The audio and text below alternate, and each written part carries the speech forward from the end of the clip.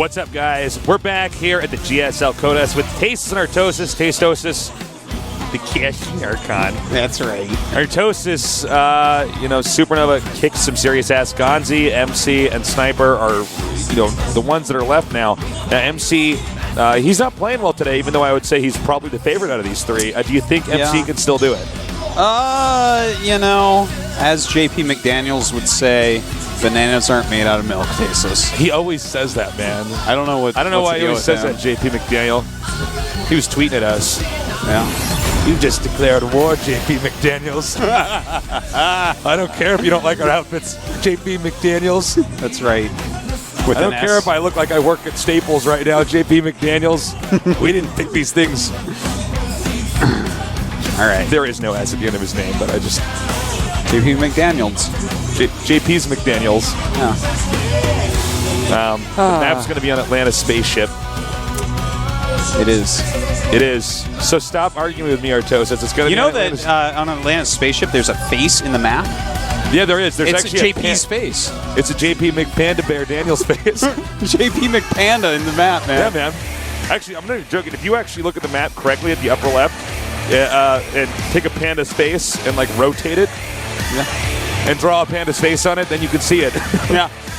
No, I'm serious. Someone go on the internet, you will actually see it. People have said this to me. They can see it. They can see it.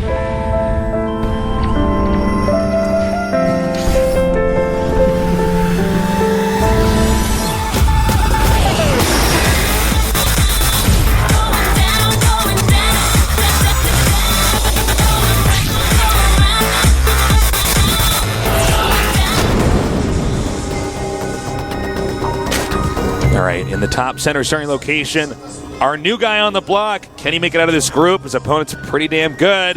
His ID is... MVP Sniper.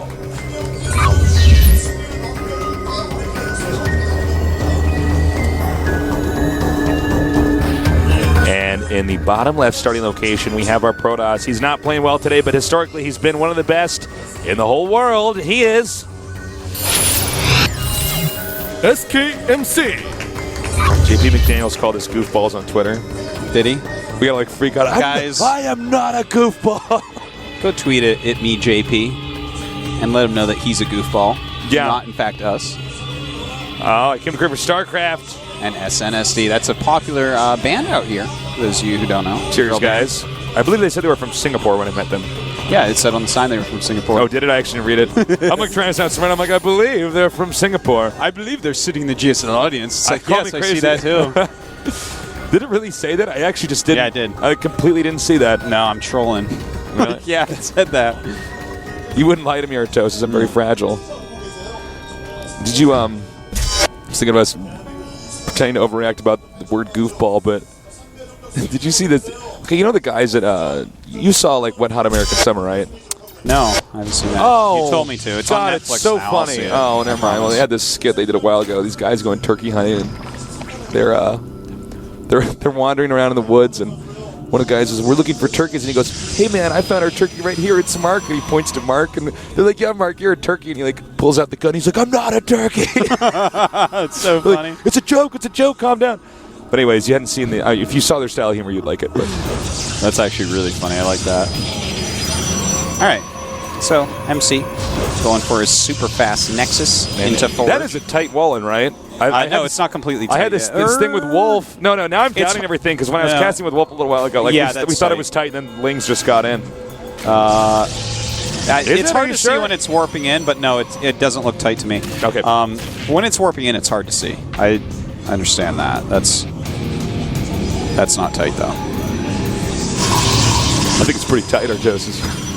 Well, it's tight in, the current use of the word, where it's like, right. Oh, look at that wall. That's actually what we should. It's pretty tight. That way, the probe just went through there. Yeah. That's why I was saying it wasn't tight. Oh, I thought you said it was tight. Well, no, I said it's tight in the way that we use the word. Okay, like slang. Yeah, man. We should always say that. That way we're never actually wrong. When someone describes JP McDaniel, yeah, he's tight. All right, so the Cybernetics core is now on the way.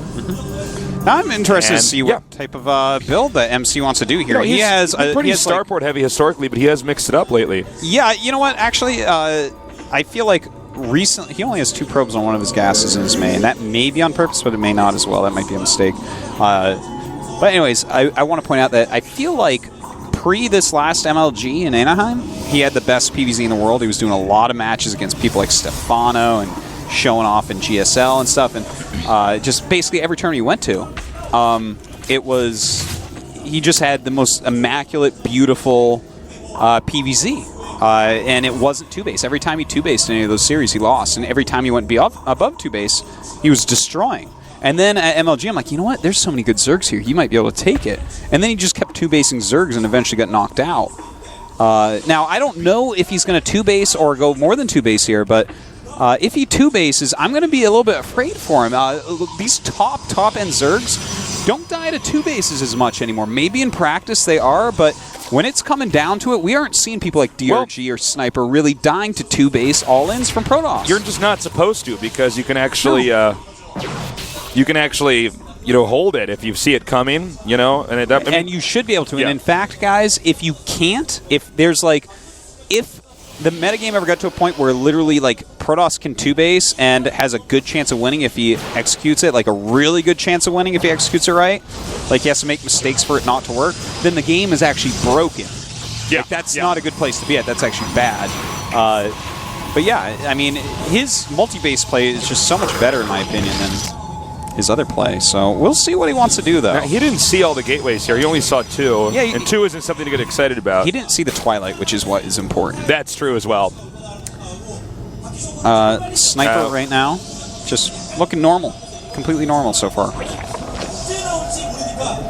All right, so we have Layer coming here, and the Robo Bay here for our Protoss. Yeah, now, I don't think he's going to stay on 2-base here. I think he's going to take a 3rd pretty soon. You think he might go Blink? Yeah, he's going Blink. You said that just in time, yeah.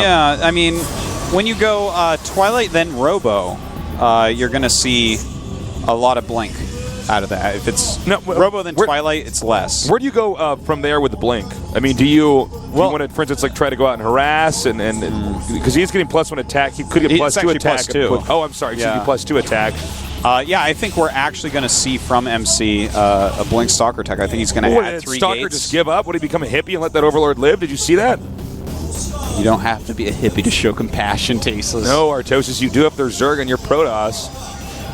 Hippie Protoss? Like pussy. All the Zealots have ponytails, man. They do, actually. All right, so, okay. Those are dreads. So he's going War Prism, and there's the 4 gates. Okay. So he's going to basically try to blink up into the main base and force field the ramp and just get a free win. And we'll see if that actually ends up winning, because... it could. Yeah, I mean, this is not necessarily the best architecture for that, but his Blink Stalkers with +2 are going to give him a lot of vision. In fact, even if too many units go up to the main, he can force field them out and kill the natural. This is a very powerful I feel attack. like as StarCraft 2 evolves more and more, we are just going to keep seeing more force field ramp That's one of the most isolation powerful things, moves. yeah. When I first started seeing that, I was like, oh my god, this is so strong, but it was pretty hard to pull up. Okay, now he sees the Warp Prism, Now, which kind of took a pretty he meant for that to be non-sneaky seen. He knew. Oh, he you knew think that would so? be seen. 100%, man.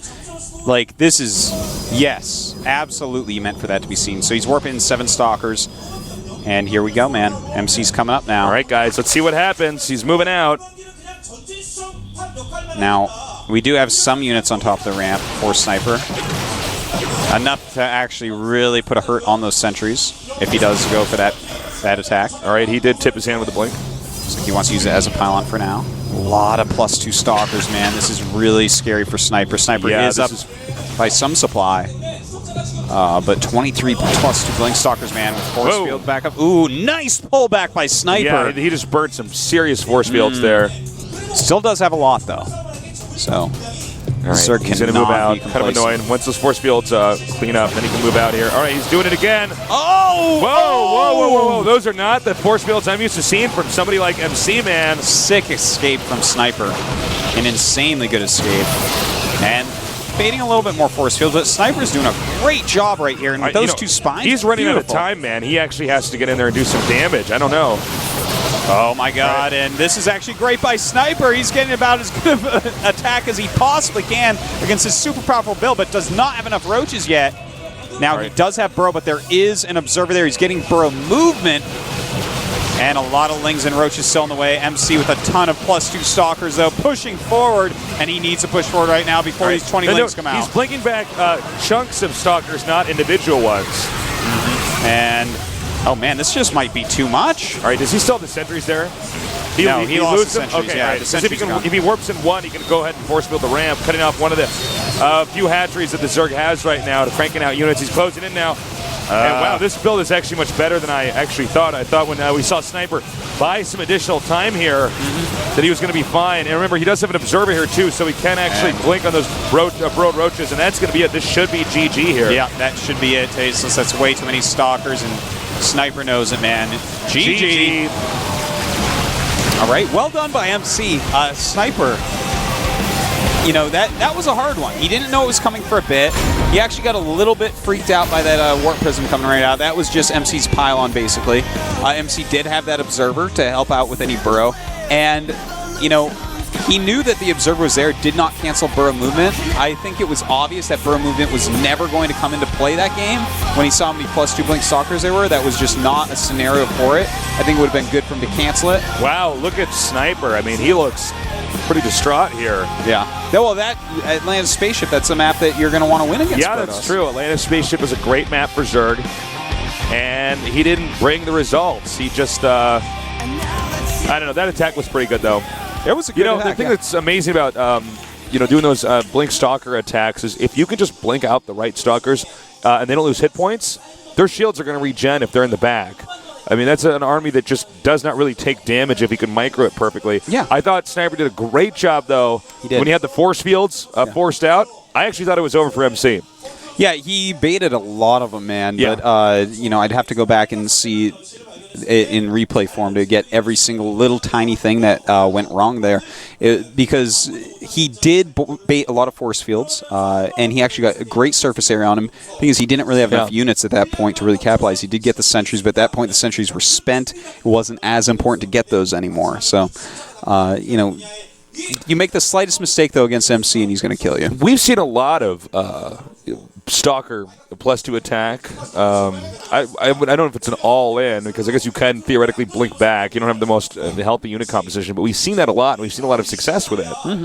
Especially from MC. He's someone that really uses +2 Blink Stalker a lot. He just is somebody that is really proving that you can do a 2-base all-in, or stuff like that, and actually be known for it and get away with it. Well, MC, I think that one of his biggest strengths, I know that one of his biggest strengths is his execution.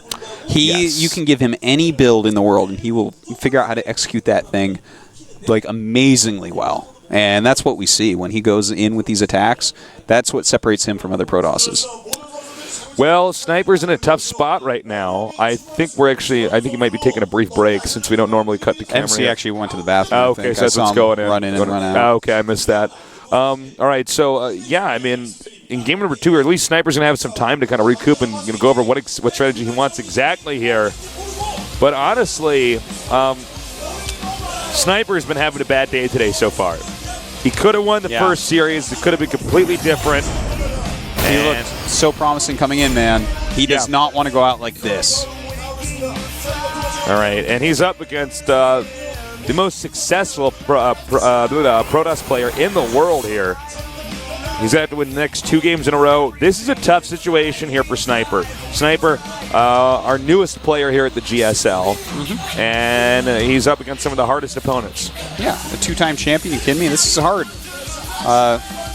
Well, we'll see if he can do it. The next map is Daybreak. This is a map everyone has a lot of experience on. All right, so get ready, guys. Game number 2. Can Sniper come back, or is MC going to close this out and go on to face off against Gonzi? We're going to find out soon here in the GSL Codex.